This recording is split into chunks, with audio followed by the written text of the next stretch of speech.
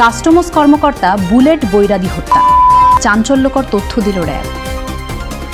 Customs কর্মকর্তা bullet বৈরাগী হত্যাকাণ্ডে নতুন তথ্য দিয়েছে র্যাপিড অ্যাকশন ব্যাটালিয়ন র্যাব।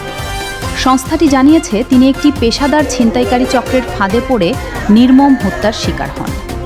সোমবার কারওয়ান বাজারে র্যাবের মিডিয়া সেন্টারে এক ব্রিফিংয়ে জানানো হয়, যাত্রী সেজে থাকা ছিনতাইকারীরা বুলেট বৈরাগীকে লক্ষ্য করে পরিকল্পিতভাবে হামলা চালায়। তারা তার মোবাইল, ব্যাগ ও টাকা ছিনিয়ে নেওয়ার পর চলন্ত সিএনজি থেকে ধাক্কা দিয়ে ফেলে দেয়। এতে গুরুতর আঘাতে ঘটনাস্থলেই তার মৃত্যু হয়। এই ঘটনায় জড়িত 5 সদস্যের একটি চক্রকে ইতোমধ্যে গ্রেফতার করেছে র্যাব। সবাই কুমিল্লা কোতোয়ালি এলাকার বাসিন্দা বলে জানা গেছে। উল্লেখ্য, গত 24 এপ্রিল রাতে চট্টগ্রাম থেকে বাড়ি ফেরার পথে নিখোঁজ হন বুলেট বৈরাগী। পরদিন সকালে কুমিল্লার কোটবাড়ি এলাকায় মহাসড়কের পাশে তার মরদেহ উদ্ধার করা হয়। এই হত্যাকাণ্ডে জড়িতদের বিরুদ্ধে আইনানুগ ব্যবস্থা প্রক্রিয়াধীন রয়েছে বলে জানিয়েছে সংশ্লিষ্ট কর্তৃপক্ষ।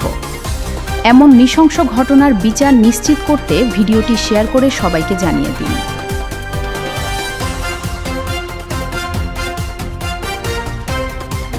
টাইমস অফ সনাতন, সত্যের পথে সনাতনের কণ্ঠে টাইমস অফ সনাতন।